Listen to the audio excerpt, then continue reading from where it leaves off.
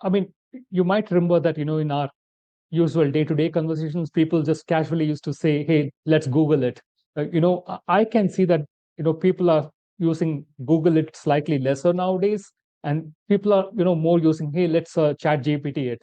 I know it's a mouthful, but still, it's people are saying, "Hey, let's chat GPT it," and I can hear it, in the streets of Bangalore, in the streets of Mumbai, Delhi.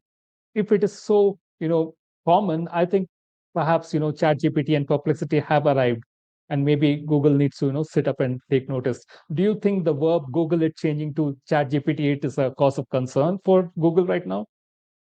I mean, if I was Google, I'd be looking at this and thinking, well, what do I do about it, right? Mhm. ChatGPT, as you know, like OpenAI are developing a wearable of some description. We Mhm. don't know what that is, but having stolen Apple's kind of top designer to make this item, um, we will probably see something different in terms of how we interface with that GPT in the future.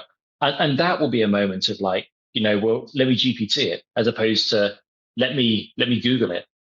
Because that will be kind of one step closer.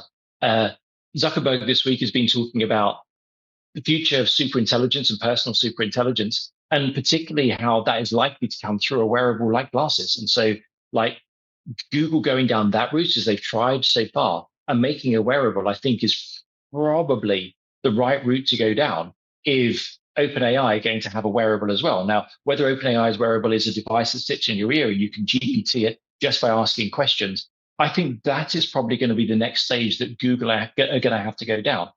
So at the moment, I have to go onto a phone or I have to go onto a laptop in order to Google it.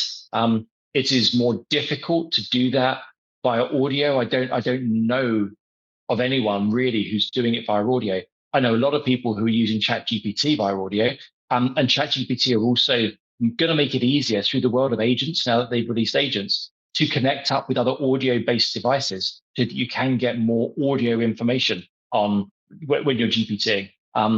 The Meta glasses, I have the Meta Ray-Bans, and that is phenomenal in terms of being able to give me information constantly when I'm asking it questions about what's going on around me. And that's only going to get better. So, long winded answer to say, I think if Google go down the route of wanting to fend off